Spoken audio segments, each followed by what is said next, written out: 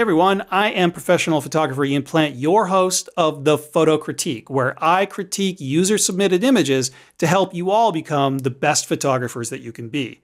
And in this episode, our theme is winter. Now, I know it's a little on the nose considering the season and all, but because I haven't done one of these critique sessions in a while, I wanted to make this theme easy and accessible for people so we can get the ball rolling again. And I do apologize for the many months that have gone by since my last critique video. What can I say? I've been really busy, but I've got some free time again, so let's get the ball rolling again.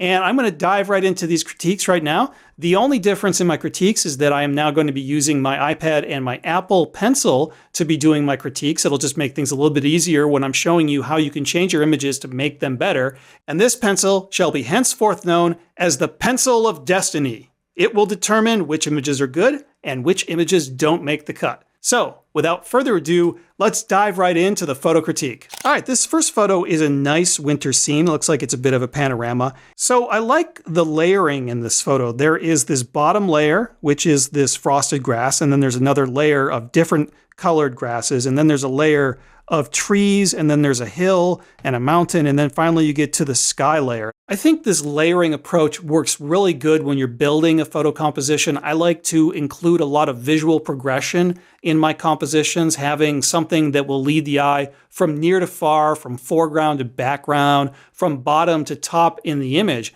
And so having a progression of multiple visual elements or multiple layers of visual elements can be very effective. The only thing that I would do different in this photo is that bottom layer. I would have given it a little bit more breathing room. It's cut off pretty small. And as a general rule of thumb, if I've got a layer at the top of the image and a layer at the bottom of the image, I'll try to make both of those layers roughly the same size. So the distance from the top of the hills to the top of the image frame here, I would have preferably liked to include enough of this frosted grass down below to match that scale, or at least come close to it. Here, it's cut off really, really tight, so that layer just doesn't have that much room. So I think that all the photographer needed to do here was to recompose and point the camera down a little bit so that there was a little less sky and a little bit more of that frosted grass. But otherwise, this looks pretty good, and this layering approach is definitely the right idea. I really like the creative use of the sun star in this next photo, and I think whenever you've got an opportunity to include a starburst effect like this, that's a good idea. And basically what you want to do to get this really nice starburst effect is typically you want to work with a wider angle lens. The wider the focal length, the easier it is for you to get that starburst effect.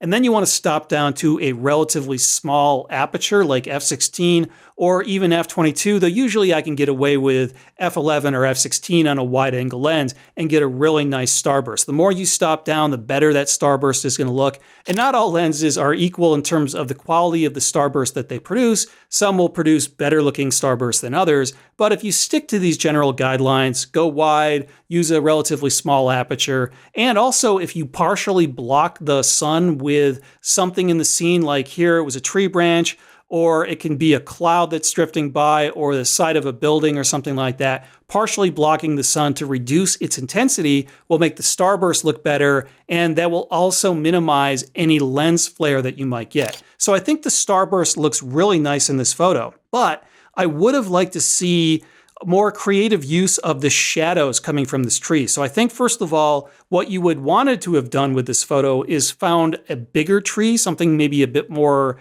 attractive that stands out a little bit better. This is kind of a very spindly tree. And you can see that there are some shadows down here at the bottom of the composition, and these shadows are creating this radial pattern of leading lines. But I think what would have been really great for this composition is if you had been more aggressive in using this shadow. So a bigger tree would have cast bigger shadows, so that would have made those lines bigger. And I think the trick here would have been to get closer with a wide angle lens to those shadows and have them turn into really big, bold leading lines. If you're too far away, like you were with this particular composition, then the shadows end up looking really small, and those lines just aren't really compelling. They're not going to push the eye deeper into the scene. So you want to have something like, for example, this photo here that I took in Namibia. Something similar. Wasn't winter, but there was this white salt pan at the bottom of these massive sand dunes. And I got in close with a wide angle lens to where those shadows were coming out and used them creatively to lead the eye into the background. That's the sort of effect you want to have when you're working with shadows. So finding a slightly bigger tree that's going to make thicker shadows and then getting closer and getting creative with using those shadows as a foreground that leads the viewer deeper into the composition, that would have worked really well here and would have transformed this scene into something exceptional. This next photo shows another layered winter scene, and I like the layering. I like this bottom layer right here, which is of some willows coming out of the snow. And then there seems to be another layer in the middle ground of some pine trees. And then you've got the layer formed by the mountain. Then, of course, you've got the final layer in the sky. So this is creating an effective visual progression, leading the eye from near to far. And I like the trees on the side that are framing the scene. But what I don't like is the spacing of these trees. So my general rule of thumb is that if you've got a prominent compositional element on the left and a prominent compositional element on the right of the image frame, that both of those elements should be roughly the same distance from the edge of the image frame. It doesn't have to be exactly precise, but here you've got a lot of extra room on the side of the tree to the right, but the tree to the left is almost on the edge of the image. And so I feel like the composition is a bit imbalanced as a result. So if we were to go in and crop this instead, and if I were to take a little bit off of the right so that the spacing of the trees is a little bit more uniform, then I think we end up having a more effective use of those trees as framing elements. So when you are doing some sort of framing technique, like in this composition, just make sure that you've got a roughly equal distance from the framing element on the left to the left edge of the image frame and the framing element on the right to the right edge of the image frame.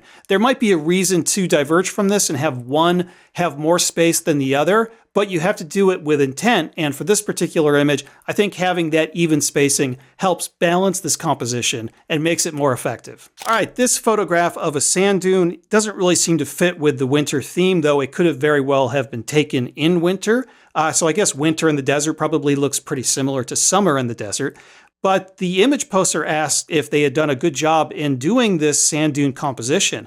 And I think there are some elements here that are actually quite nice. So I do like the multiple layers here. You've got the foreground layer, and then there is another layer here in the middle of the next sand dune, the next sand crest, and then you've got the mountains and the sky after that. And I like the ripples that are being used as leading lines, pushing the eye deeper into the scene. So I think all of those elements are effective, but I don't think they're quite effective enough, especially those ripples in the foreground. I think you really want to get lower and closer to those ripples to make them bigger and more prominent in the composition, and that will transform them into powerful leading lines. Another thing I don't like are these very big bushes that are sticking up in between the crests of the sand dunes. And these bushes are deeply in shadow, so they look very dark. And as a result, they are very eye-catching. I feel that they're very distracting. My eye just sort of naturally wants to go to them. Anytime you have something that's really big and dark,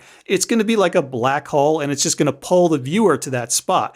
And so when I'm making sand dune photographs, I'm very careful about any sort of growth that's coming up, because that growth can break up the pattern of the dunes. It can really break up the composition that you're trying to create.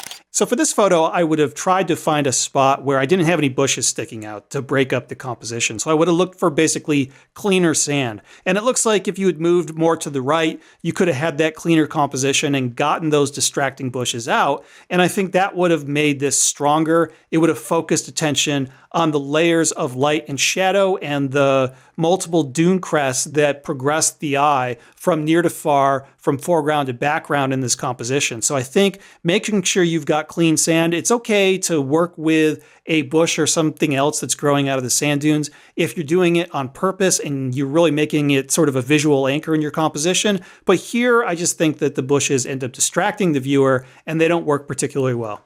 This next frosty photo I really love. It's got some great color, and I love the fact that everything's covered in snow. That's one of the challenges of working in winter, is that unless you've got lots of fresh snow, the landscape in winter can actually look pretty bleak.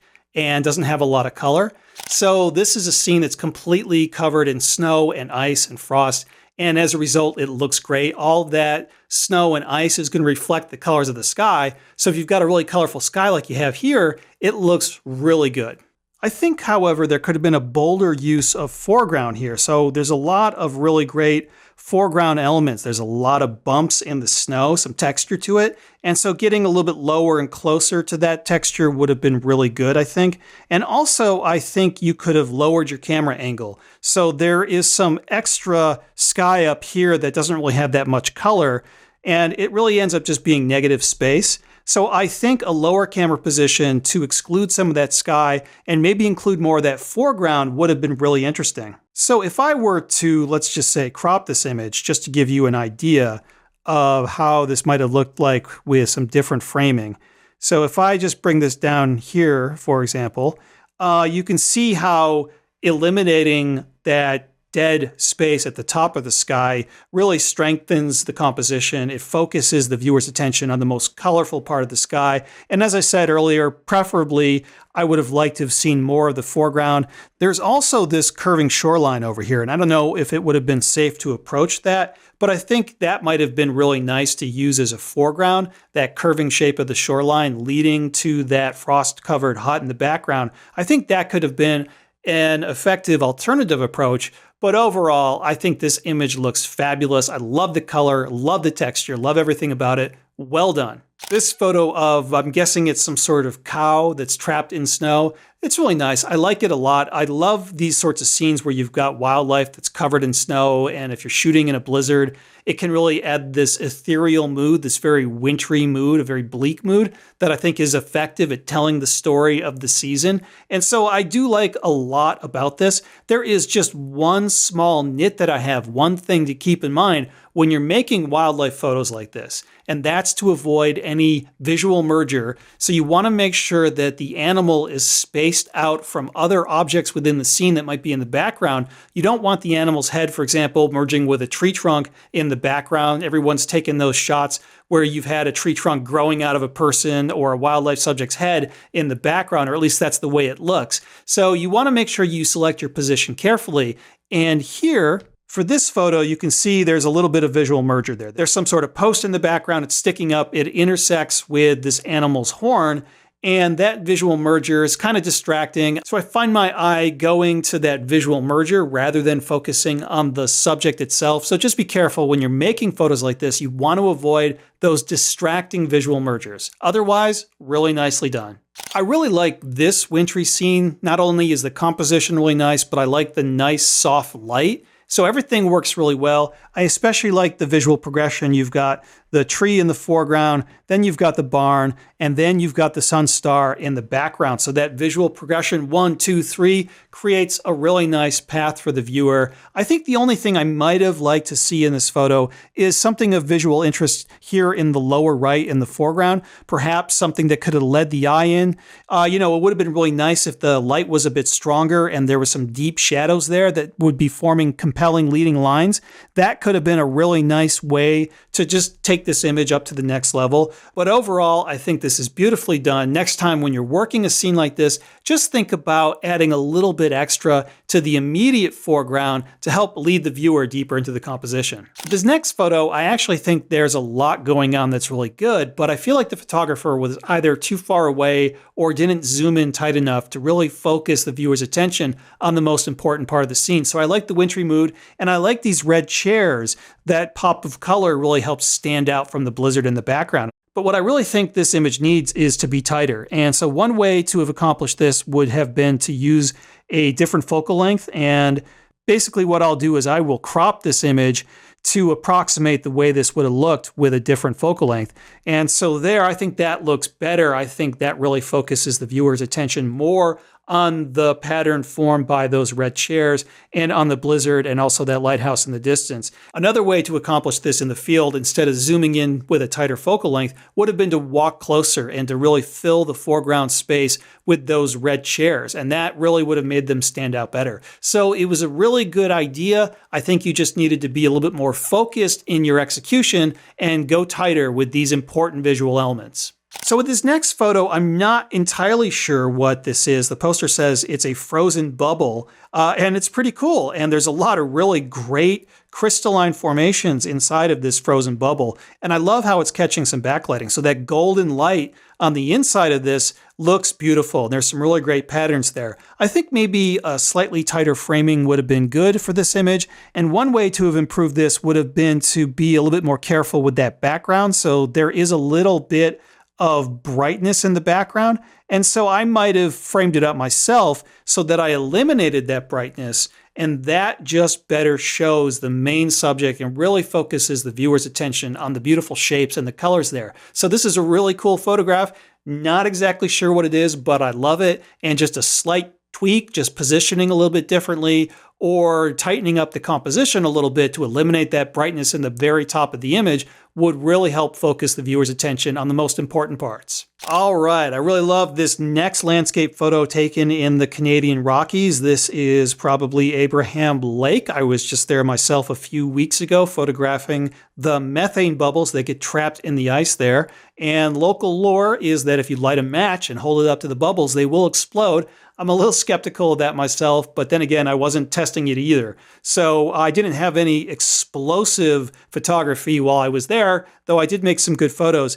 And this is a really stunning photo. It looks like a really beautiful sunrise. Love the composition. I love the twin diagonal lines coming in from the corners of the image, pushing the eye into the central part of the composition. And then this curving cloud shape and these other cloud shapes that are all pushing the eye into that central part of the composition. This is really wonderful. And then you've got the bubbles in the ice down below, just adding some extra visual interest and acting as a foreground to help lead the eye. But it's those two bold, prominent diagonal lines, one coming in from the lower left corner, the other coming in from the lower right. These are the two compositional shapes that really propel the viewer into the central part of the composition, and it just doesn't let go. So compositionally, this is beautiful. And overall, I think this is great. My only advice would be to lay off on the magenta tint. I think this has been shifted with the white balance just a little bit too much to magenta. I would pull back on that and let the color palette be a little bit more neutral and more natural, because you had beautiful color and light already, and you've got a superb composition. So I think that going too far to that unnatural looking magenta just sort of diminishes the impact. So pull back on that a little bit, and I think you've got an A++ photograph here. This next photo looks like it was taken in Yosemite. There's some great light on the cliff in the background, and there's some really great mood to this image. It appears like there's a cloud that's just hanging over the top of the mountain, or maybe that's some blowing snow and it's catching some of that light. And I think that's all great, and I love the inclusion of the full moon there as well. The only thing that I would like to have seen here would have been some separation between the full moon and the cloud. So the cloud's kind of half blocking the moon, so maybe taking this a moment before or after, depending on whether the moon was rising or setting, or waiting for a moment when the cloud passed or formed a gap around the moon. I think that would have been better. Just a little bit of visual separation would have helped really bring this image to the next level. But overall, I think it's really nicely done. This next photo features a winter forest. I love the color of the tree trunks, and I love all the frost on these trees.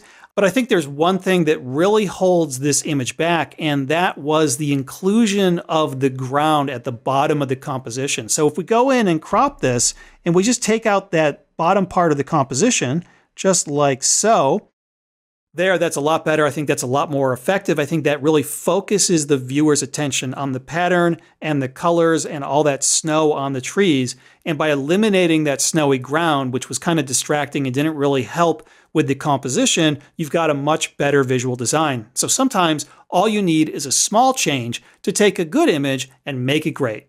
And I really love this final photo. The light is spectacular. This is really great ethereal mood. The sun seems to be rising or setting through some mist or some steam or some fog, and that helps diffuse the light. I love the pattern of the trees and the fact that they're in silhouette. And I love the curving shape of that stream in the foreground. There are two things about this photo that I would do a little bit differently. So first of all, I'm not sure I really like this errant tree in the lower right. It's kind of sticking in at a weird angle. I do like the fact that the tree does point to the sun. That's a really nice choice. But there's something about that tree that sort of bothers me, and I think if I had been working this scene, I would have tried to find a way to exclude that tree from the composition. Sometimes having an anomalous visual element can be a good thing, but here, and I'm struggling to explain exactly why, but here I think it really sort of focuses the viewer's attention. Maybe because it's big and it's dark, I think it's focusing the viewer's attention in that lower right-hand corner, and it's not really helping to push the viewer deeper into the composition. So I would have tried to eliminate that, and the second change that I would recommend actually would have helped accomplish that. So we can see here that there are some mounds of snow that are partially blocking the view of the stream, and there is this little bit of a twig that's covered in snow that's intersecting the stream and cutting the shape of the stream in half. So I think if you had pushed forward and maybe zoomed out a little bit and pointed the camera down a bit more, you could have eliminated those parts of the foreground that were partially blocking the stream and revealed more of the shape. And by pushing forward, you probably also would have been able to eliminate that really distracting stick in the lower right. And those two things would have made this composition a lot stronger. That stream shape would have been a lot more bold. You would have gotten rid of that distraction. And so everything else about this image, which is absolutely fantastic, that would be what the viewer was focused on. And I think that would have strengthened this composition. But otherwise, this is really nicely done, really well seen. Great job. So that wasn't too painful now, was it? The Pen of Destiny was kind this time around. He may not be as kind next time. We'll just have to wait and see. But I think overall, everyone had some really nice photos. And for most of these photos, just a small change was all that was necessary to bring it up to the next level. And that's often the case. The little things can sometimes make the biggest difference. So when you're out there making photos, just pay attention to the lessons that I've taught you in this video and the other critique videos, and just kind of keep these things in mind and look out for these sorts of things so you can avoid these pitfalls and make your images stronger. And you should check out the description below this video for information on the next photo critique theme and how to submit your photos. And I'll see you next time on the Photo Critique.